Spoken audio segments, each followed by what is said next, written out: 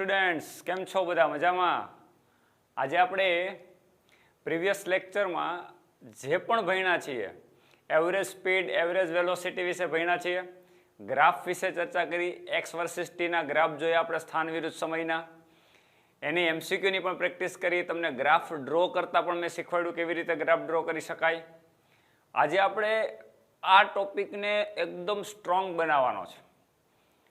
દોસ્તો, કોઈ પણ ટોપિકની અંદર આગળ જવાની ઉતાવળ ના કરો, ટોપિક બદલવાની ઉતાવળ ના કરો. એ ટોપિકની અંદર કેટલું ડીપમાં જઈ શકાય, કેટલું ડીપમાં જઈને વિચારી શકાય, એ વધારે મહત્વનું થશે. તમે જ્યારે ટેક્સ્ટબુક માત્ર ભણતા હોય તો બરોબર છે, પણ જ્યારે ટેક્સ્ટબુક ઉપરાંત એ કોન્સેપ્ટને વધારે આગળ લઈ જઈ અને ક્લિયર કરવો હોય, અને નીટ અને જેડબલઈ જેવી કોમ્પિટિટિવ એક્ઝામ જો તમારે દેવી હોય અને એમાં તમારે સ્કોર ઊંચો કરવો હોય દોસ્તો, તો એ ટોપિકને વધુ સ્ટ્રોંગ બનાવવો પડશે. એટલે ટોપિકમાં આગળ જવાની જરા પણ ઉતાવળ ના કરો, એ ટોપિકને વધારે સ્ટ્રોંગ બનાવો. આપણી ટોપિકને આજે પોલિશ કરવાના છે, એ ટોપિકને સ્ટ્રોંગ બનાવવાના છીએ, તો ફૂલ્લી કોન્સન્ટ્રેટ. પ્રીવિયસ લેક્ચરના મારા અમુક લેક્ચરની અંદર સ્ટુડન્ટ્સની ક્વેરી આવતી હતી. કાંઈ પણ ક્વેરી હોય તમને કાંઈ, તો તમે કોમેન્ટ બોક્સમાં પણ મૂકી શકો છો. તો કાંઈ પણ ક્વેરી હોય તો એ તમે જ્યારે મૂકો ત્યારે સ્પષ્ટ ક્વેશ્ચન હોવો જોઈએ. અને કારણ કે ફિઝિક્સની અંદર એક પણ શબ્દ પ્રશ્નની અંદર બદલાઈ જાય એટલે એના 2 ડિફરન્ટ આન્સર હોઈ શકે. તો સ્ટુડન્ટ્સ એવો ક્વેશ્ચન પૂછે, સાહેબ આમાં આ જવાબ ન આવે? હા, એ પણ શક્ય છે, પણ જવાબ જ્યારે 2 શક્ય હોય ત્યારે પ્રશ્નની પોસિબિલિટી પણ 2 થઈ જતી હોય.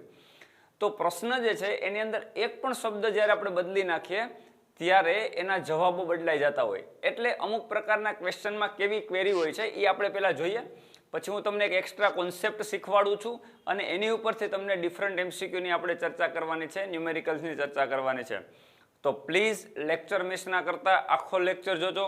હું સમજી શકું છું કે વિડીયો લેક્ચર અને જ્યારે લાઈવ આપણે ક્લાસરૂમમાં ભણતા હોય એ બંને ડિફરન્ટ વાત હોય, છતાં પણ આનાથી આપણે હેબિટેટ થવું પડશે. તો એક આવો ક્વેશ્ચન હતો કે ભાઈ એક પાથ ઉપર, એક રસ્તા ઉપર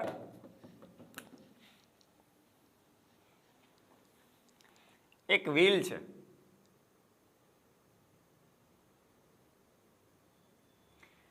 અને સરક્યા વિના ગબડે છે. સરકવું અને ગબડવું બંને ડિફરન્ટ વસ્તુ છે દોસ્તો.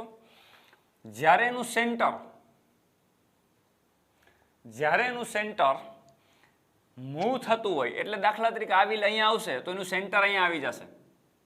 આ વ્હીલ જ્યારે અહીંયા આવશે ત્યારે એનું સેન્ટર અહીંયા આવી જશે. એટલે એનું સેન્ટર આમ સીધી ગતિ કરતું હોય, રેખીય ગતિ. એટલે એ સતત આગળ વધે ને ગબડે છે, ઘસાતો નથી, સ્લીપ નથી થતું. દાખલા તરીકે કોઈ પણ વસ્તુ છે ને સ્લીપ થવું એટલે તમને ખબર પડી શકે કે એક લાકડાનો બ્લોક તમે આવી ઢાળ ઉપર મૂકો આમ, અને આ સપાટી સંપૂર્ણ લીસી હોય તો આ ગબડે નહીં. આ કેવી રીતે જશે? સ્લીપ થશે અથવા તો સરકશે. આ વસ્તુ સરકતી નથી, ગબડે છે. અને અહીંયા કોઈ એક પોઈન્ટ P વિચારીએ અને અહીંયા કોઈ પોઈન્ટ Q વિચારીએ. તો આવો કંઈક ક્વેશ્ચન હતો કે આ વ્હીલની રેડિયસ R છે. જો સમજો, શબ્દ બદલી નાખે તો કેવી રીતે આન્સર બદલી જાય. જો આ પોઈન્ટ P એ આ રસ્તા ઉપરનું બિંદુ હોય, અને વ્હીલ ગબડતું અડધું ચક્ર પૂરું કરે, તો આ કાલ્પનિક બિંદુ છે. અહીંયા રસ્તો સ્થાનાંતર નથી કરવાનો મિત્રો, પણ આ કાલ્પનિક બિંદુનું સ્થાનાંતર કેટલું વિચારી શકાય. એટલે દાખલા તરીકે આ વ્હીલનું આ પોઈન્ટ છે, હવે આ પોઈન્ટ આવશે, એ આની સંપર્કમાં આવશે, પછી આ પોઈન્ટ આના સંપર્કમાં આવશે, પછી આ પોઈન્ટ આના સંપર્કમાં આવશે, આ પોઈન્ટ આના સંપર્કમાં આવશે, આ પોઈન્ટ આના સંપર્કમાં આવશે. એટલે એનું જે સંપર્ક બિંદુ છે બદલતો, એક વખત આ Q પોઈન્ટ આના સંપર્કમાં આવશે એટલે શું થઈ જશે? વ્હીલની સ્થિતિ કંઈક આવી થઈ ગઈ અને Q પોઈન્ટ આના સંપર્કમાં આવ્યો. તો વાસ્તવમાં આ પોઈન્ટ જો રસ્તા ઉપર આગળ વધતું જાય આમ કાલ્પનિક રીતે, તો મિત્રો અડધું ચક્ર પૂરું કરો અને આનો સળિયો બનાવી દો આમ સીધો. અડધો કોઈ આવી રીતે ગોળ રિંગ હોય એનો તમે સળિયો બનાવી દો, તો આખો સળિયો છે કેટલી લંબાઈનો હોય? 2πr. તો સળિયાની આ અડધા વ્હીલની લંબાઈ અથવા તો અર્ધચક્રની લંબાઈ કેટલી? આના કરતાં અડધી એટલે કેટલી થાય? પાઈ આર, 2πr/2. એટલે આ કાલ્પનિક પોઈન્ટ P અહીંયા પહોંચે રસ્તા ઉપર, તો અહીંયા સ્થાનાંતર દોસ્તો કેટલું કર્યું હોય? પાઈ આર. સમજો આના બે જવાબ કેવી રીતે શક્ય બને. જો આ વ્હીલ આમ અડધું ચક્ર પૂરું કરે તો આના સંપર્કમાં, આના સંપર્કમાં, આના સંપર્કમાં, એટલે સંપર્ક બિંદુ, આ સંપર્ક બિંદુ જે આગળ વધે એ સંપર્ક બિંદુ આગળ જઈ અને P થી સ્ટાર્ટ કર્યું ને અહીંયા પહોંચે તો એ કેટલું અંતર કાપશે? પાઈ આર જેટલું સ્થાનાંતર કરશે. હવે બીજું, જો એવું પૂછ્યું છે કે વ્હીલ ઉપરનો કોઈ કણ એ P છે, વ્હીલ ઉપરનો કોઈ કણ P છે અને એ અડધું ચક્ર પૂરું કરે તો સ્થાનાંતર ગણો, તો જવાબ બદલાઈ જશે. અથવા તો વ્હીલ ઉપરનું બિંદુ છે. હવે જો સમજો, આ બિંદુ P છે એ વ્હીલ ઉપર છે, એટલે જ્યારે વ્હીલ અડધું ચક્ર પૂરું કરે ત્યારે Q પોઈન્ટ ક્યાં આવી જશે? નીચે, અને P પોઈન્ટ ક્યાં આવી જશે? ઉપર. અને વ્હીલ થોડું આગળ વધી ગયું હોય એટલે વ્હીલને આપણે આગળ બતાવી દઈએ અહીંયા. હવે P પોઈન્ટ તમારો ક્યાં વયો ગયો? ઉપર. અને Q પોઈન્ટ ક્યાં વયો ગયો? નીચે. સ્થિતિ બદલાઈ ગઈ. તો P ઉપડો તો ક્યાંથી? અહીંથી. પહોંચ્યો ક્યાં? અહીંયા. તો અહીંયા સ્થાનાંતર કેટલું કર્યું હોય? તો સ્થાનાંતરની ડેફિનેશન મુજબ દોસ્તો આ પોઈન્ટને આ પોઈન્ટ સાથે આમ સીધું જોડી દેવાનું. તો આ કાટકોણ ત્રિકોણ તૈયાર થઈ ગયો. તમે જો આ કાટખૂણો, આ થીટા, આ પણ કંઈક એંગલ. આ કેટલું હોય? જો રેડિયસ r હોય તો આ કેટલું હોય? 2r. જો રેડિયસ ત્રિજ્યા r હોય તો વ્યાસ કેટલો હોય? 2r. આ મેં હમણાં તમને કીધું તો આ કેટલું થાય? અડધું ચક્ર પૂરું કરે તો પાઈ આર. તો P થી P અહીંયા સુધીનું, આ પોઈન્ટથી આ પોઈન્ટ સુધીનું સ્થાનાંતર તમારે મેળવવું હોય અને x કહી દઉં તો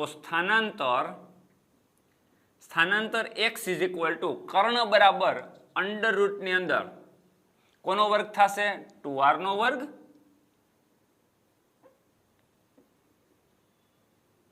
(2r² + πr²). એટલે ફાઇનલી શું થયું? 2 નો સ્ક્વેર 4, r નો r² પ્લસ પાઈ r², આનો સ્ક્વેર કરશો હોલ બ્રેકેટ ઉપર તો બંનેનો સ્ક્વેર થશે. તો દોસ્તો finally x is equal two શું આવ્યું? r² કોમન નીકળશે, r² કોમન નીકળશે અને કોમન નીકળીને રૂટની બહાર વહી જાય તો શું થઈ જશે? r. મેં આ બંનેમાંથી r કોમન કાઢ્યું, રૂટની બહાર લઈ જાઓ તો r² નું રૂટ શું થશે?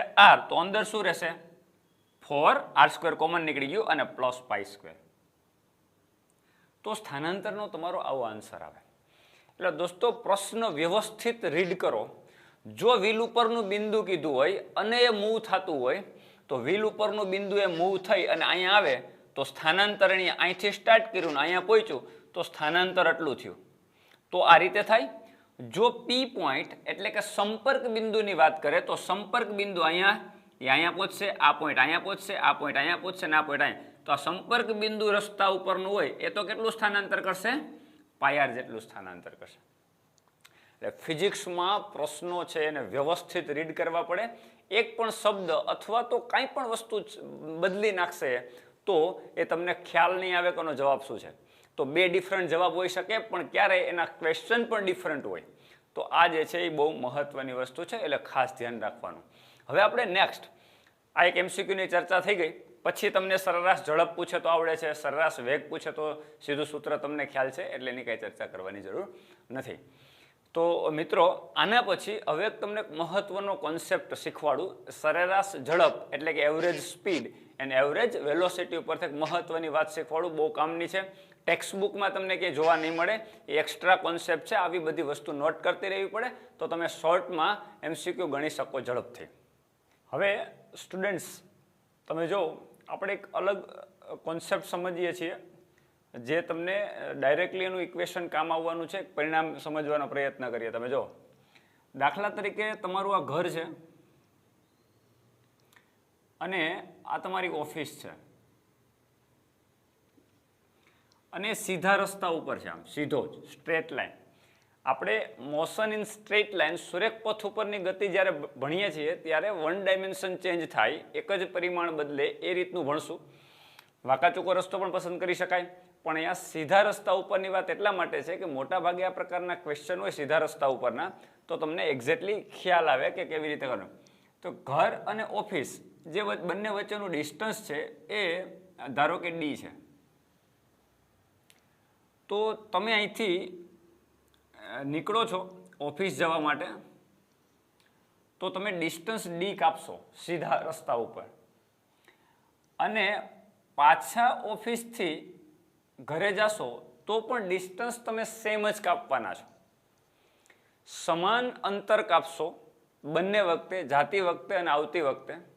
પણ ધારો કે તમે ઘરથી ઓફિસ જાઓ છો ત્યારે તમારે થોડી ઓફિસે જવાની ઉતાવળ છે, એટલે તમે ફાસ્ટ જાઓ છો અને એની વેલોસિટી v1 છે. આટલી ઝડપ સાથે તમે ઘરથી ઓફિસ તરફ જાઓ છો અને સ્પીડ v1 એ v2 કરતાં વધુ છે, એટલે ઓફિસે જવાની ઉતાવળ છે. પછી જ્યારે ઓફિસથી ઘરે જાઓ છો ત્યારે જો ઘરે જવા માટે રિલેક્સ હોય છે, આપણે ઘરે આરામથી જાય છે, ઓફિસનું કાંઈ ટેન્શન હોતું નથી અને તમે આરામથી જાઓ છો અને એ v2 સ્પીડથી જાઓ છો અને v2 સ્પીડ છે આના કરતાં ઓછી છે.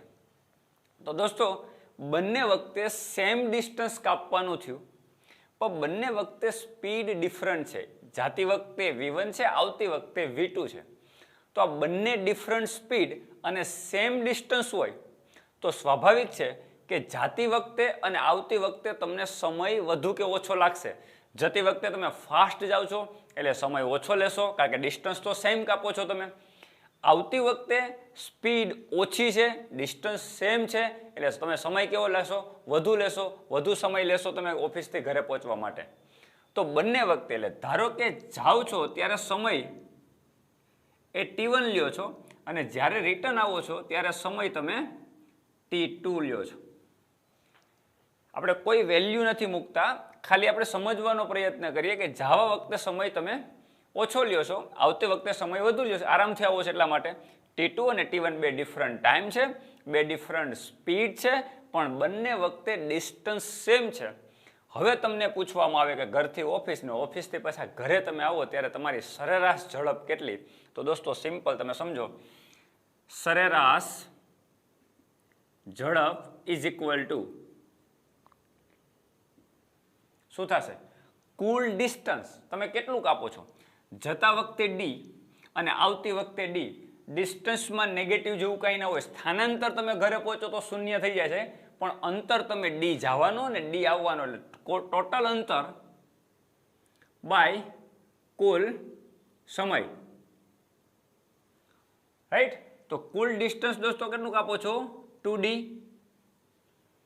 કુલ ડિસ્ટન્સ તમે ડી જવાના, ડી આવવાના, 2d જેટલું ડિસ્ટન્સ કાપો છો. ટાઈમ કેટલો લ્યો છો? જતા વખતે સમય કેટલો? t1. આવતા વખતે સમય કેટલો? t2. તો શું થશે? t1 plus t2. આ તમારો કુલ સમય છે. આ ઇક્વેશન મળ્યું. હવે સમય બરાબર તમે શું લખશો સમજો. સરેરાશ ઝડપ v is equal two 2d એમ નામ રહેવા દેશું આપણે. સમય શું લખશો મિત્રો? સમય બરાબર અંતર છેદ વેગ લખી શકાય, કારણ કે ઝડપ v બરાબર ડિસ્ટન્સ બાય ટાઈમ, તો ટાઈમ ઇઝ ઇક્વલ ટુ થાય, ટાઈમને ઉપર લઈ જાઓ, v નીચે આવશે તો ડિસ્ટન્સ બાય સ્પીડ. આવું થાય કે નહીં? તો જતા વખતે ડિસ્ટન્સ કેટલું? d. સ્પીડ કેટલી? v1. તો જતા વખતેનો સમય t1 ની જગ્યા ઉપર હું મૂકી શકું? Distance by speed. એટલે અહીં મૂકી શકું ડિસ્ટન્સ બાય સ્પીડ, એટલે અંતર છેદ ઝડપ. મૂકી શકાય કે ના મૂકી શકાય? તો હવે એ જ રીતે આવતી વખતે તમે ડિસ્ટન્સ કેટલું કાપો છો? d. ઝડપ કેટલી છે? v2. તો સમય કેટલો થશે? d by v2. આટલી વાત તમને ક્લિયર થઈ ગઈ છે. હવે ઉપર છે તમારું 2d, નીચે તમે જો d કોમન નીકળે બંનેમાંથી, તો d તમે કોમન કાઢો તો 1 by v1 plus 1 by v2. Clear? તો બંને જો d કેન્સલ થઈ જશે. આનો મતલબ શું થયો કે જો તમને જવાનું એટલે ઓફિસ અને ઘર વચ્ચેનું અંતર પણ તમને ના ખબર હોય, કે તમારી ઘરથી ઓફિસ 2 કિલોમીટર છે, 3 કિલોમીટર, અંતર ખબર ના હોય, તો પણ તમે એવરેજ સ્પીડ મેળવી શકો. ડી નું કામ નથી, ડી બંને સાઈડથી ઉડી જાય છે. તો દોસ્તો હવે આપણે આગળ વધીએ. V1 V2 આમાંથી લસા નીકળે, એ V1 V2 લસા નીકળશે એ ક્યાં વહી જાય? અંશમાં. એટલે શું થઈ જશે? છેદનો છેદ અંશ થાય. આ તમને બધાને ખબર છે. છેદમાં શું આવશે? V1 V2 એ ક્યાં વહી જશે? ઉપર. તો average speed V is equal to 2 તો છે જ, અને V1 V2. તો V2 પાછો અહીંયા ગુણાય ને V1 અહીંયા ગુણાય તો અહીં શું આવશે? V1 plus V2.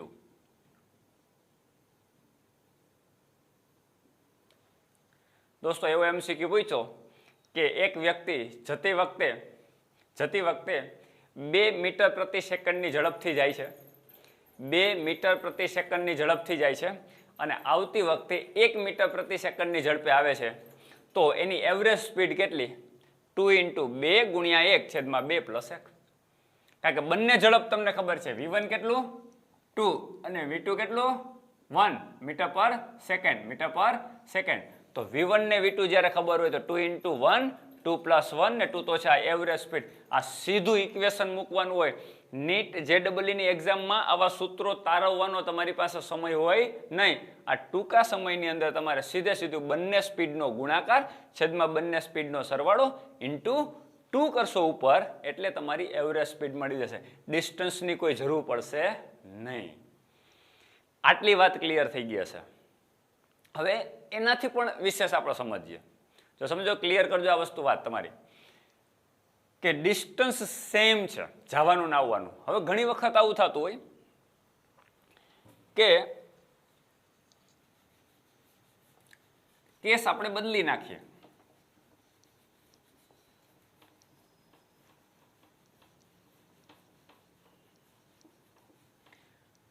ધારો કે આ છે જુનાગઢ, આ છે વંથલી, અને આ છે કેશોદ. આવા 3 સિટી છે. હવે જુનાગઢથી વંથલી સુધીનું ડિસ્ટન્સ ધારો કે 20 કિલોમીટર છે, અને વંથલીથી કેશોદ સુધીનું ડિસ્ટન્સ ધારો કે 30 કિલોમીટર છે. તો બંને ડિસ્ટન્સ જુદા છે. તમે જો સમજો તો ડિસ્ટન્સ આ બંને વચ્ચેનું D1 કહી દઉં તો D1 મારા માટે 20 કિલોમીટર્સ અને D2 મારા માટે 30 કિલોમીટર. તો બેયમાં ડિસ્ટન્સ જુદા છે. જો ઘરથી ઓફિસ ને ઓફિસથી ઘરે આવો તો તમારા માટે ડિસ્ટન્સ સેમ હતું, અહીંયા ડિસ્ટન્સ જુદા છે. બંને વખતે સમજો, બંને વખતે સ્પીડ D1 જેટલું અંતર કાપો ત્યારે સ્પીડ V1 છે, અને D2 જેટલું અંતર કાપો ત્યારે સ્પીડ V2 છે. તો દોસ્તો આમાં પણ સમય T1 લાગે છે અને આમાં સમય T2, કારણ કે different velocity, different speed and different distance હશે તો ટાઈમ પણ ડિફરન્સ લેશે. આ વાત બધાને ક્લિયર થઈ ગઈ હશે. તો ફરીથી આપણે એવરેજ સ્પીડ લઈએ તો average speed V is equal two શું થશે? કુલ ડિસ્ટન્સ કેટલું કપાય છે? કુલ ડિસ્ટન્સ D1 + D2. ચલો 30 + 20 એટલે 50, જે આપણને ખબર પડી ગઈ. પણ D1 + D2 by cool time કેટલો? T1 + T2 એટલે કે D1 + D2 બાય T1. હમણાં જ મેં કીધું T1 એટલે distance by speed. Distance by speed એટલે શું થાય? D1 by V1 plus D2 by V2.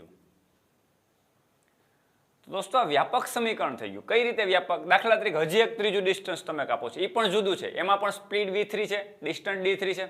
હજી એક ચોથું ડિસ્ટન્સ છે, એમાં ડિસ્ટન્સ D4 છે, સ્પીડ V4 છે. તો આ કન્ટિન્યુ તમારું ઇક્વેશન બની જશે પ્લસ અપ ટુ.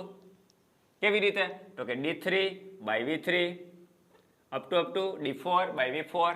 અહીંયા કેટલું? D3 પ્લસ અપ ટુ એટલે ઉપર શું થશે? કુલ distance 20 kilometre, 30 kilometre, 40 kilometre, 100 kilometre, 5 kilometre, બધાનો કુલ શું થશે? સરવાળો. નીચે બધામાં શું થાય? Distance by speed, distance by speed, distance by speed, બધાનો કરો સરવાળો, એટલે તમને એવરેજ. એટલે આ વ્યાપક કહેવાય. કોઈ પણ ડિસ્ટન્સ માટે કોઈ પણ સ્પીડ હોય તો તમે આ સીધું ઇક્વેશન મૂકો એટલે તમારો પ્રોબ્લેમ સોલ્વ. હવે દોસ્તો આપણે બહુ મહત્વનો એક ન્યુમેરિકલ્સ ગણવા જઈ રહ્યા છીએ.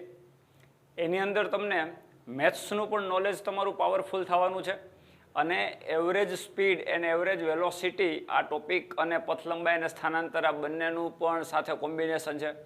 તો દોસ્તો આ MCQ તમે શીખશો તો મને લાગે છે કે એકદમ પરફેક્ટ સ્થાનાંતર, પથ લંબાઈ, સરેરાશ ઝડપ અને સરેરાશ વેગ વિશેનો તમને એક્ઝેક્ટ આઈડિયા આવી જશે. અને આની અંદર તમને મેથેમેટિકલી પણ સારું એવું શીખવાનું છે. એટલે આ એક ન્યુમેરિકલમાં ખાસ ધ્યાન રાખવાનું છે, એક પણ સેકન્ડ મિસ કરવાની નથી. તો અહીંયા આપણે એક ષટકોણ વિચારીએ.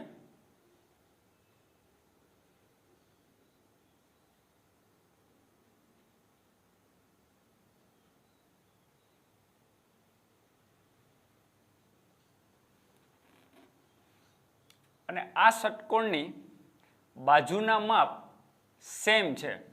ધારો કે આ માપ છે 2 મીટર છે, તો બધાના માપ 2 મીટરના છે એવો એક ષટકોણ છે.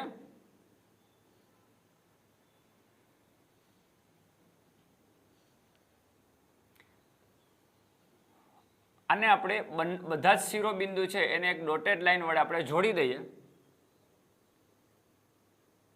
એટલે આપણને એક આઈડિયા આવે.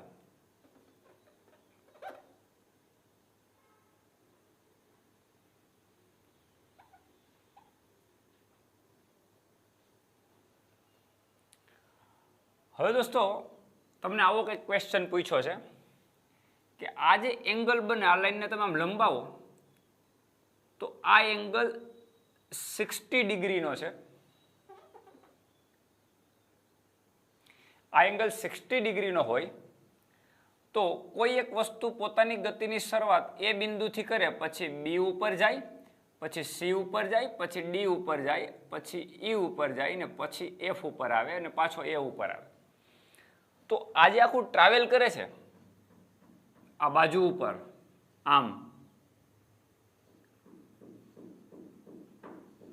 તો એક્ઝામમાં કોઈ પણ બિંદુએથી સ્ટાર્ટ કરો અને કોઈ પણ બિંદુ ઉપર પહોંચો તો એવો ક્વેશ્ચન પૂછી શકે. જરૂર નથી કે એથી એ સુધી આવે, કે એથી બી સુધી જાય, કે એથી સી. કોઈ પણ શિરોબિંદુ, દાખલા તરીકે તમે અહીંથી ટ્રાવેલ સ્ટાર્ટ કર્યું અને ડી સુધી પહોંચો ત્યાં સુધીનું સ્થાનાંતર ગણો અથવા પથ લંબાઈ ગણો અથવા તો સરેરાશ ઝડપ ગણો. દાખલા તરીકે 2 મીટરનું અંતર કાપતા એને 2 સેકન્ડ લાગે છે. કેટલી સેકન્ડ લાગે છે? 2 સેકન્ડ. તો તમને સમય પણ આપી દીધો કે એ થી બી એક બાજુ કાપતા એને 2 સેકન્ડ લાગે છે. અહીં પણ હું લખી નાખું 2 સેકન્ડ. કેટલી? એક બાજુ જેટલું અંતર કાપતા.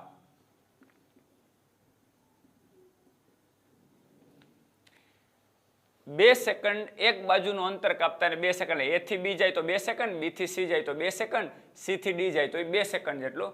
એટલે એક કોન્સ્ટન્ટ સ્પીડથી એ ગતિ કરતો જાય. 2 મીટરનું અંતર કાપતા એને 2 સેકન્ડ જેટલો સમય લાગે છે. તો તમને કોઈ પણ શિરોબિંદુથી સ્ટાર્ટ કરે અને કોઈ પણ શિરોબિંદુએ પૂછે જાય ત્યાં સુધીમાં પથ લંબાઈ, સ્થાનાંતર કંઈ પણ પૂછ્યું હોય તો કેવી રીતે ગણવું? ધારો કે આપણે સ્ટાર્ટ કરીએ એ થી ડી સુધી. તો એ થી ડી સુધી જાય ત્યાં સુધી અંતર કેટલું કાપશે? તો કે 2 મીટર, 2 મીટર ને 2 મીટર, એટલે 6 મીટર. આ તો બહુ સિમ્પલ. અંતર ગણવું સિમ્પલ એટલા માટે હોય દોસ્તો કે એમાં કોઈ પોઝિટિવ, નેગેટિવ, કંઈ પોઝિટિવ અંતર લેતા જવાના, બધાનો સરવાળો કરતો જવાનો. જે પણ રસ્તો, પથની લંબાઈ છે એ થી બી, બી થી સી ને સી થી ડી, પૂરું થઈ ગયું. 6 મીટર જેટલું અંતર કપાય. એટલે એક પ્રશ્ન સોલ્વ. અંતર છે એ 6 મીટર કપાશે. આપણો પ્રશ્ન શું છે? એ થી ડી સુધી પહોંચે ત્યાં સુધીમાં અંતર કેટલું? તો 6. હવે સ્થાનાંતર કેટલું? તો સ્થાનાંતર કેટલું થાય? First point to end point. એટલે આને તમામ સીધું જોડવાનું. તો આ તમારું સ્થાનાંતર થયું. સ્થાનાંતર ઇઝ ઇક્વલ ટુ એડી. તો તમારે સ્થાનાંતર મેળવવાનું છે એડી. એટલે એડી જેટલું સ્થાનાંતર કરે છે. તો આ બાજુ મેળવવી તો કેમ મેળવવી? બહુ સિમ્પલ છે દોસ્તો, સમજજો. મેં તમને કીધું હતું કે આ ખૂણો 60 ડિગ્રી હોય તો આ યુગ્મ કોણની જોડ બને. એટલે યુગ્મ કોણ બને એટલે આ પણ 60 ડિગ્રી થાય. આ વાત ક્લિયર બધાને? આ 60 ડિગ્રી હોય તો આ પણ 60 ડિગ્રી થશે. ક્લિયર? હવે સમજો, આ અહીંથી આ પોઈન્ટથી આ પોઈન્ટ સુધી અંતર કેટલું થાય? શું કામ? એ શું કામ ગણવું પડે? જો આ અંતર તમને ખબર પડી જાય તો આ અંતર એટલું જ હોય. આ બંને સરખા અંતર જ છે. તો આ જે અંતર મળે એને 2 વડે ગુણી નાખો તો તમને એસી મળી જાય. જો એસી બાજુ મળી જાય અને એડી જોતું હોય તો કાટકોણ ત્રિકોણનો નિયમ તમે લગાવો એટલે ડીસી નો સ્ક્વેર પ્લસ સીએ નો square is equal to AD square થઈ જાય. પાયથાગોરસનો નિયમ તમે લગાવો તો AD square is equal to DC square plus CA square આવું થઈ જાય ને. તો તમારે આ એક કટકો મેળવવાનો છે દોસ્તો. કેટલું થાય તમે જો અહીં સાઇનનું સૂત્ર લગાવો તો સાઇન 60 કયા ત્રિકોણમાં એ બી, આનું નામ આપી દઉં જી, આ પોઈન્ટનું નામ આપી દઉં જી. તો કાટકોણ ત્રિકોણ એ જી બી માં શું થાય સાઇન 60 ઇઝ ઇક્વલ ટુ સામેની બાજુ એટલે એજી અને કર્ણ sine theta is equal to સામેની બાજુ છેદમાં કર્ણ. કર્ણ કોણ કહેવાય એ બી, આ કર્ણ છે. કાટખૂણો જ્યાં બનતો હોય એની સામેની બાજુ કર્ણ હોય એટલે 2 મીટર એટલે આ તમારું 2.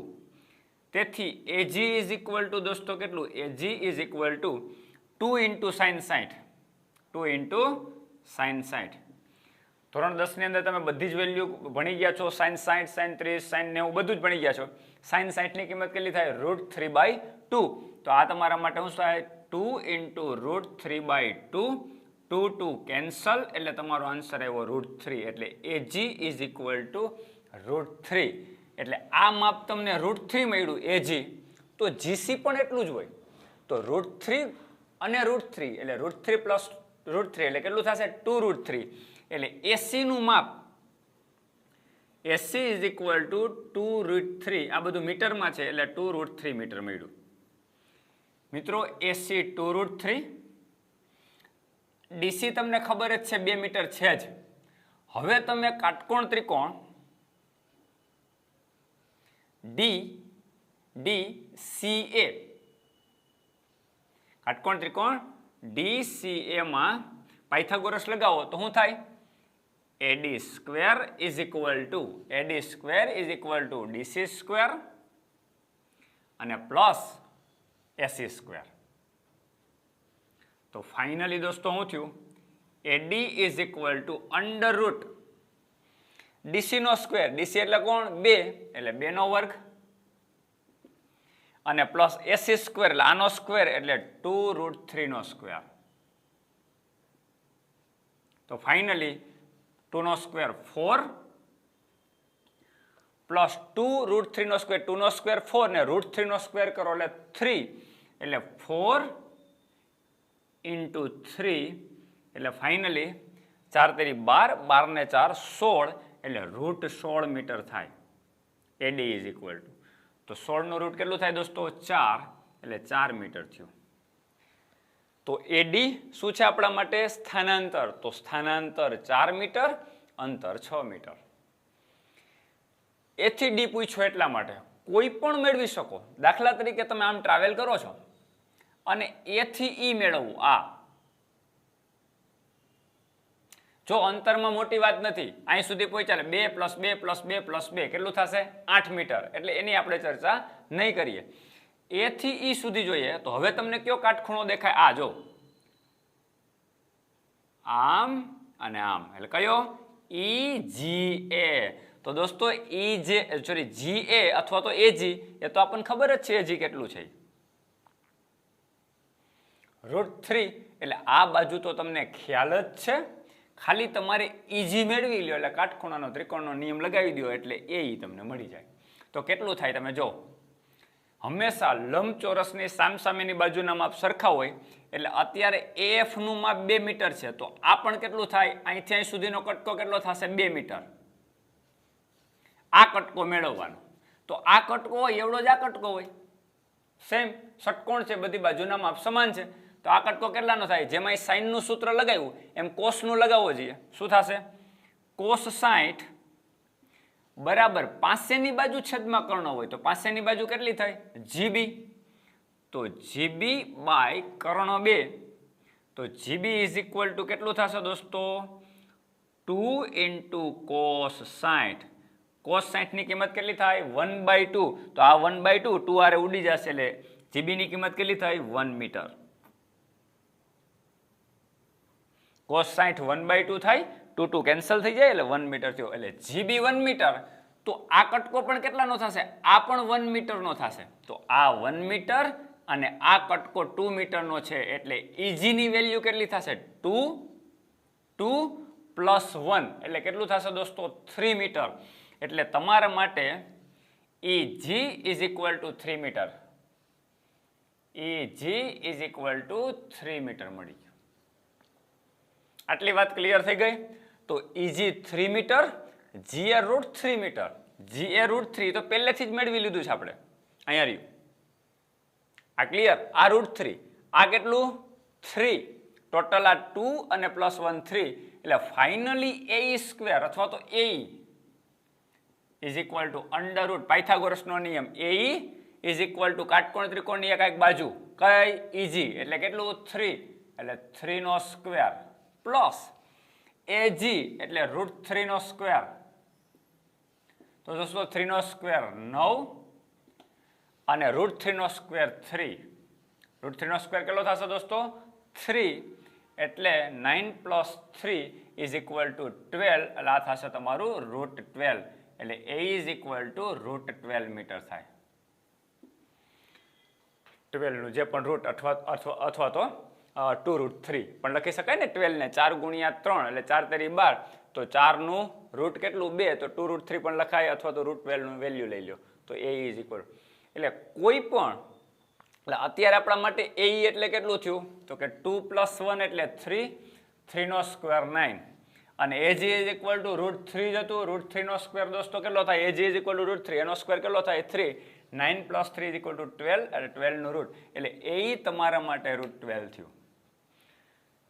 સ્થાનાંતર મળી જાય એટલે સ્પીડ મળી જશે. સોરી, એવરેજ વેલોસિટી મળી જશે. કઈ રીતે એવરેજ વેલોસિટી? ચલો આપણે એવરેજ વેલોસિટી લઈએ V. આ 2 સેકન્ડ, આ 2 સેકન્ડ ને આ 2 સેકન્ડ ટોટલ ટાઈમ કેટલો લીધો? 6 સેકન્ડનો. A થી D પહોંચવા 6 સેકન્ડનો ટાઈમ લીધો અને AD આપણને દોસ્તો કેટલું મળ્યું હતું? 4 મીટર. તો સ્થાનાંતર 4 મીટર અને સમય 2 second plus 2 second plus 2 second એટલે કેટલી સેકન્ડ? 6. એટલે એવરેજ વેલોસિટી 2 2 જા 4 and 2 3 જા 6. એટલે કેટલું થશે? 2/3 મીટર પર સેકન્ડ. તો આ થઈ ગયું તમારી એવરેજ વેલોસિટી. સેમ A થી E સુધી આવો તો સમય 2 પ્લસ 2 પ્લસ 2 પ્લસ 2 એટલે કેટલું? 8 સેકન્ડ ટાઈમ લીધો અને એવરેજ વેલોસિટી કેટલી મળી તમને? √12. તો તમારા માટે એવરેજ વેલોસિટી કેટલી થશે? V. સોરી સ્થાનાંતર કેટલું મળ્યું? √12. તો સ્થાનાંતર √12 અને સમય 8 સેકન્ડ. તો આ જે પણ આવે તમારા માટે એટલા મીટર પર સેકન્ડ થશે. તો આ પ્રકારના MCQs હોય તો તમે ઇઝીલી સોલ્વ કરી શકો. પણ તમને આમાં પાયથાગોરસનો નિયમ, ત્રિકોણમિતિના અમુક સિદ્ધાંત, એંગલ યુગ્મ કોણ છે આપણને ખબર હોવી જોઈએ. આ બધી વસ્તુ તમને સ્થાનાંતર અને પથલંબાઈની ડેફિનેશન આવડતી હોવી જોઈએ. આ આવડે તો તમારા માટે આ પ્રકારના MCQ ઇઝીલી તમે સોલ્વ કરી શકો. આજે અહીંયા સુધી રાખશું. પછી નેક્સ્ટ લેક્ચરમાં આપણે વધુ પ્રેક્ટિસ કરશું, વધુ ટોપિકની અંદર આગળ વધશું અને આ રીતે જોશથીને આપણે ફિઝિક્સની અંદર આગળ વધતા જશો અને તમારો ઇન્ટરેસ્ટ બની રહે એ પ્રકારના MCQ તમારી સામે મૂકતો રહેશ. તો આપણે આજે અહીંયા સુધી રાખશું.